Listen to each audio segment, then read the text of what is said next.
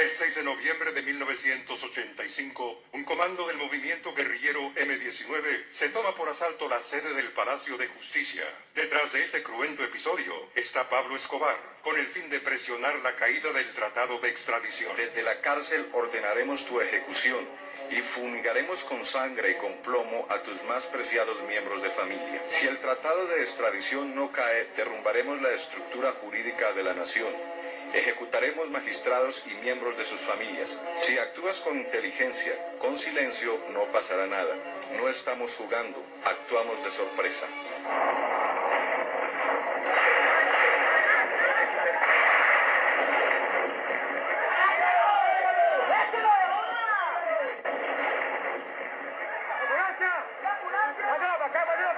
Durante 2 días, Colombia asiste a la más violenta y despiadada acción de la guerrilla. Su objetivo, enjuiciar al presidente Belisario Betancourt. El motivo, vengar lo que el M-19 considera una traición del primer mandatario a los procesos de paz. Mi nombre es José Roberto Herrera Vergara. Tuve el privilegio de haber sido designado por la Corte Suprema de Justicia como uno de los integrantes de la Comisión de la Verdad que investigó los hechos del Holocausto del Palacio de Justicia. Esa comisión estuvo integrada por 13 expresidentes de la Corte Suprema y uno de ellos fui yo. 6 y 7 de noviembre de 1985, guerrilleros armados del M-19 se tomaron el Palacio de Justicia, sede del Poder Judicial colombiano. Tomaron como rehenes a 350 personas. El denominado Holocausto del Palacio murieron 11 magistrados, muchos de ellos incinerados, unos por las balas del M-19 y otras por las balas de la institucionalidad. Es decir, la mitad de la cúpula de la justicia colombiana fue masacrada. Dramáticos y espectaculares de lo que se vivió hoy aquí, en la Plaza de Bolívar, concretamente en el Palacio de Justicia, fue la entrada de 6 tanques de guerra. Aunque parezca increíble, subieron por esa escalera que estaba a mis espaldas. Tumbaron también las paredes del parqueadero y por allí ingresaron.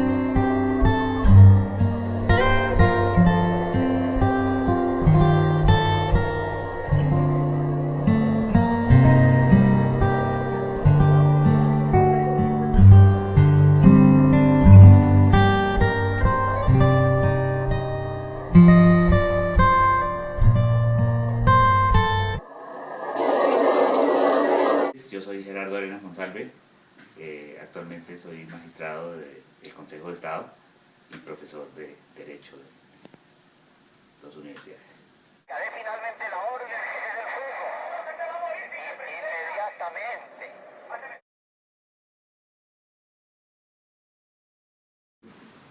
El que jugó en el ataque al Palacio de Justicia tuvo un rol determinante porque paradójicamente fue víctima, pero también tuvo una actitud enhiesta, una actitud firme que quedó grabada en la historia, porque eso se va a reflejar muchos años después en lo que ha sido la vida del país. Pero fundamentalmente yo no quisiera presentar a la justicia o a los integrantes desaparecidos de la justicia solamente como víctimas, pero sí a la justicia como institución. Cuando un país pierde la justicia como la perdió Colombia en ese momento, es un país que sufre una de las peores tragedias que puede suceder en la humanidad, porque la justicia encarna la majestad, la justicia debe encarnar los valores, la justicia debe encarnar los principios, la justicia debe encarnar las mejores virtudes del ser humano. Y cuando la justicia es irrespetada, cuando la justicia es pisoteada, es una sociedad que se encuentra en crisis y debe entrar en un periodo de reflexión muy grande. Esa responsabilidad la asumió el presidente de la República, que para bien o para mal suyo, estuvo tomando personalmente las decisiones, dando personalmente las órdenes respectivas. En el Palacio de Justicia, el país se encontraba en un proceso de paz con los movimientos guerrilleros y particularmente con el M-19, que era el movimiento de la época, con mucha fuerza e incluso con mucha aceptación por la ciudadanía. Resulta que el gobierno del presidente Betancourt estaba empeñado en sacar adelante ese proceso de paz y había sectores del país muy marcadamente en contra del proceso de paz. Algo parecido a lo que está pasando hoy, donde los procesos de paz generan siempre polémica y sectores que los apoyan y sectores que los rechazan. En ese contexto, entonces, el gobierno tenía a todas las fuerzas militares contradiciendo el proceso de paz. Hay que decir que los militares en ese momento tenían mucho menos sometimiento al poder civil que hoy. Era una fuerza mucho más activa, por lo mismo que también el movimiento guerrillero insurgente era mucho más beligerante, con mucha más presencia en la sociedad. Entonces, en ese contexto, hubo dificultades del proceso de paz, detalles que no recuerdo tan específicamente, pero el proceso de paz pasó por dificultades y el gobierno, el M-19, consideró que el gobierno estaba incumpliendo los acuerdos parciales que se estaban proponiendo porque había habido unos ataques militares. En ese contexto, el M-19 toma la absurda decisión que le costó muchísimo y que terminó haciéndole mucho daño al país, de intentar tomarse por la fuerza el Palacio de Justicia para, esa fue su idea demencial, sentar a la Corte Suprema de Justicia a hacerle un juicio al presidente de la República donde ellos denunciaran lo que consideraban que debía denunciarse, que el presidente se defendiera y que la Corte decidiera quién tenía la razón. Es decir, utilizar el órgano judicial de una manera bastante teatral, digámoslo así, para enjuiciar un proceso. Adicionalmente hubo otras circunstancias, el narcotráfico también tenía un inmenso poder en ese momento en el país y también al parecer tuvo alguna injerencia en los intereses de la toma. El caso es que la justicia, de todas maneras, era una justicia mucho más desprotegida, con mucho menos recursos, era una justicia que dependía mucho del Ejecutivo, digamos era un contexto de justicia débil, un contexto de justicia respetada por el país, pero débil, y en ese contexto es que se produce algo que dividió la historia del país en dos. La toma del Palacio de Justicia divide la historia del país en dos, y que haya un interés en conocer lo que pasó me parece supremamente importante porque el país, comentábamos hace poco con alguien, así como hay negacionistas del Holocausto judío, en Colombia parece que hubiera un negacionismo de lo que pasó en el Palacio de Justicia. Víctimas del Palacio de Justicia hay 11 familias que llevan 25 años, un cuarto de siglo, que no han podido terminar el luto. Son los familiares de los desaparecidos, Vicky. Es el caso de Alejandra Rodríguez, la hija de Carlos Augusto Rodríguez Vera, el administrador de la cafetería. Ella tenía tan solo 35 días de nacida cuando ocurrió la toma al Palacio de Justicia.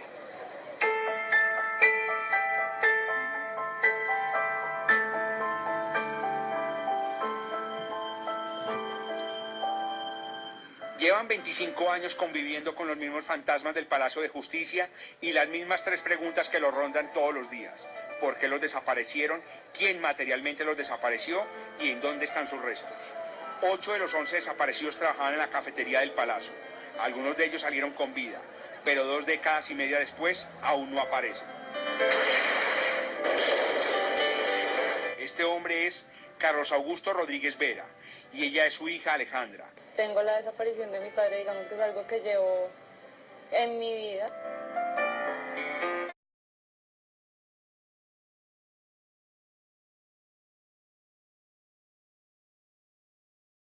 Sí hubo desaparecidos, hubo varios desaparecidos, especialmente personas que trabajaban en la cafetería del Palacio. El Palacio de Justicia en ese momento tenía 4 niveles.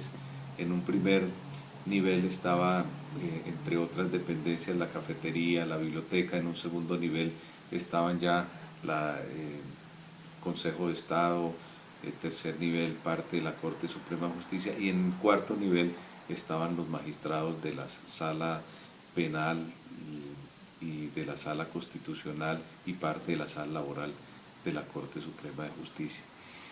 El cuarto piso quedó totalmente incinerado y en los niveles inferiores, donde estaban los empleados de la cafetería, ellos eran alrededor de 5 a 7 y eran personas humildes. Parte del ejército dice que esos murieron incinerados en el cuarto piso, pero es una hipótesis que descartó la Comisión de la Verdad, porque si ellos estaban en el primer piso, ¿quién en medio del fuego cruzado va a tratar de ascender al cuarto piso para ahí sí caer en las balas de uno u otro bando? Entonces es obvio que quien está en el primer piso trate de salir desde el primer piso, como lo hicieron muchas personas que salieron con vida del Palacio de Justicia. Lo cierto es que estos integrantes de la cafetería, ninguno de ellos salió, se encontró ni se supo de su paradero, solamente se encontró un cuerpo de una de las integrantes al cabo de muchos años en una fosa común en el cementerio central, una que estaba incluso embarazada en el momento de los hechos del Palacio de Justicia, y también pues se ha esclarecido a través de las investigaciones que no solamente los miembros de la cafetería fueron desaparecidos, sino otras personas que estaban accidentalmente en ese momento en el Palacio de Justicia, e incluso una guerrillera, Irma Franco. Esto no solamente se deduce de las investigaciones que realizó la Comisión de la Verdad, sino la propia justicia contenciosa administrativa, que condenó a la nación al encontrar claramente que la desaparición sí se había producido, porque incluso algunos de ellos, del personal de la cafetería, esta guerrillera del M-19, se ve en videos y en fotografías que salen con vida del Palacio de Justicia. Lo desaparecieron los militares. Desde ese momento quedaron en su cabeza las mismas 3 preguntas. ¿Por qué los desaparecieron? ¿Quién materialmente los desapareció? ¿Y en dónde están sus restos? La pregunta sobre qué pasó con los desaparecidos es muy difícil. Yo personalmente le creo al informe de la Comisión de la Verdad. Yo tuve ocasión de leer ese informe.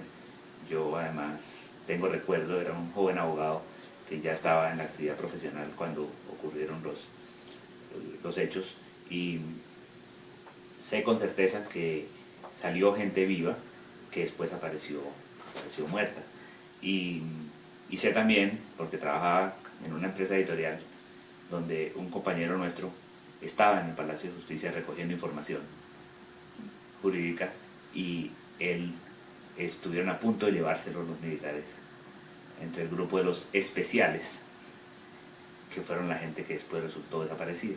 Y todo porque mi compañero iba al Palacio de Sport y además tenía mucha cara de joven y entonces parecía un estudiante, y entonces los militares no lo identificaron como abogado sino como simpatizante del M-19, y como tal se lo iban a llevar.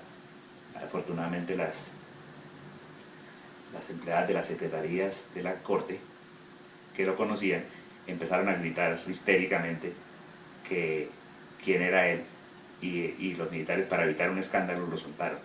Este compañero mío sufrió un trauma muy grande con eso, y nosotros desde el momento de la toma del Palacio de Justicia en 1975 sabemos que desaparecieron gente por esa anécdota de mi compañero.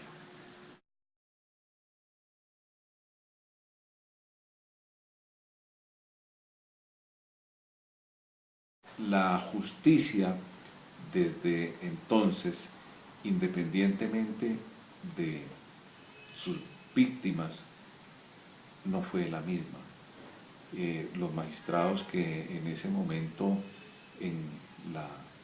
hacían parte de la Corte Suprema de Justicia eran casi no solamente unas personas de bien, unas personas muy doctas, unas personas muy honestas y unas personas muy profundas en sus pensamientos jurídicos que irradiaban a las universidades, a toda la sociedad en general. Esos magistrados fueron verdaderamente connotados, casi que se pudiera hablar que era la segunda corte de oro de la justicia colombiana. Después, pues naturalmente llegaron personas muy valiosas, pero la justicia para la sociedad se ha considerado que no volvió a ser la misma desde el Palacio de Justicia. Del Palacio de Justicia, indudablemente, y el contexto de lo que vino después, indudablemente trajo cambios muy positivos para el país en general y para la justicia en particular. ¿Por qué? Porque la toma del Palacio significó una toma de conciencia de la sociedad sobre la fragilidad de la justicia. El presidente de la Corte Suprema de la época, un jurista a quien recuerdo con mucho afecto, el doctor Fernando Uribe Restrepo, que le tocó presidir la Corte después del Holocausto, con media Corte, cuando tenían que nombrar nuevos magistrados para reemplazar a los fallecidos, dijo que el Palacio de Justicia había ardido porque esa era la rama seca del poder público, que por eso había ardido tan fuertemente. Es decir, invitó al país a una reflexión muy profunda en torno de la fragilidad de la justicia. 6 años después, cuando se convoca la Constitución de 1991, ahí es donde yo veo que los cambios son positivos, no los cambios producidos por la toma de Palacio en sí, que la toma de Palacio es un hecho muy negativo, un verdadero holocausto, y las nuevas generaciones tienen que hacer como hace la comunidad judía con el holocausto nazi, y es preocuparse porque no desaparezca como evidencia histórica, porque es un hecho que nos produjo un daño infinito. Y entonces se entró en un proceso de fortalecimiento de la democracia. Había cosas que el M-19 proclamaba, por ejemplo el juzgamiento de civiles por militares.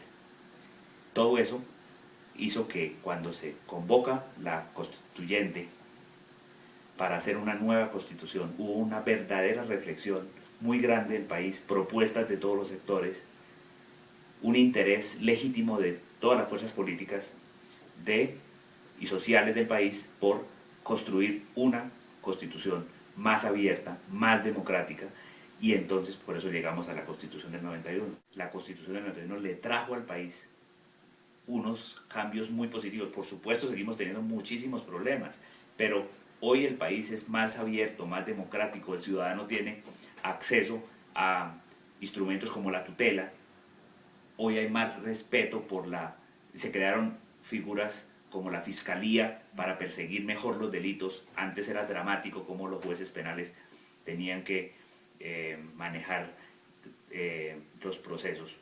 Hoy hay una fiscalía que investiga y pone a disposición de los jueces y los jueces hacen su trabajo, pero los jueces no tienen que investigar porque ese no es el papel de los jueces, sino un órgano técnico que es la fiscalía. Y en ese contexto se fortaleció la justicia. Hola, soy Laura Arenas Peralta y estudio Derecho en la Javeriana. Mi percepción es que me parecen muy graves los hechos que ocurrieron y las desapariciones que se llevaron a cabo con la toma del palacio. Los hechos del Palacio de Justicia son una muestra de la barbarie de este país, una muestra de la incapacidad de llegar a la paz y pensar que simplemente las armas son la solución a todos nuestros problemas.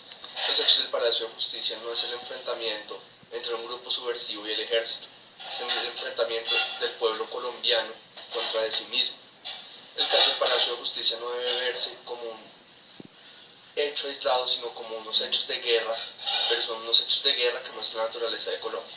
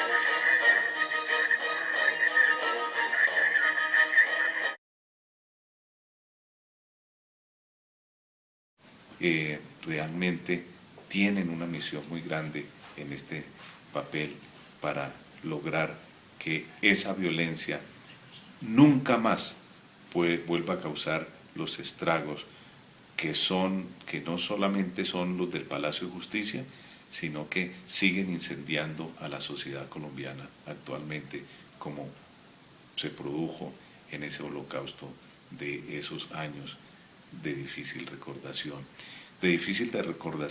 en lo negativo, pero que nunca se pueden olvidar, porque esa memoria histórica de lo del Palacio de Justicia debe estar presente siempre en la sociedad colombiana, no para pedir venganza, por el contrario, para saber perdonar. Pero si nosotros no entendemos el significado de lo que implica el Palacio de Justicia, no solamente estamos condenados a repetir esa historia, sino que la sociedad colombiana nunca tendrá el futuro que la calidad de personas, de la calidad de seres humanos que tiene Colombia.